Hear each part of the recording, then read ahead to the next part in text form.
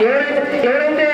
ఎక్కడైతే మనకు అధికారం ఉంటుందో రాజ్యాధికారం ఉంటుందో ఆ రాజ్యాధికారం ఉంటే మన వర్గాలకు మనం అందరూ కూడా న్యాయం చేసుకోవచ్చనే ఉద్దేశంతో రాష్ట్ర అధ్యక్షులు నా కమిటీ సభ్యులు మొత్తం కోరినప్పుడు అయ్యా ఇక్కడ మన జిల్లాలో కాదు రాష్ట్రంలోనే మొత్తం అన్ని చోట్ల ఈ మహానుభావుని జయంతి వేడుకలు జరపాలని చెప్పేసి పిలుపునిచ్చిన మన డాక్టర్ శివరాజు గారికి కూడా కృతజ్ఞతలు తెలుపుకుంటున్నాం. అలాగే నా మిత్రుడైనటువంటి ఏపీఎంఆర్పీఎస్ రాష్ట్ర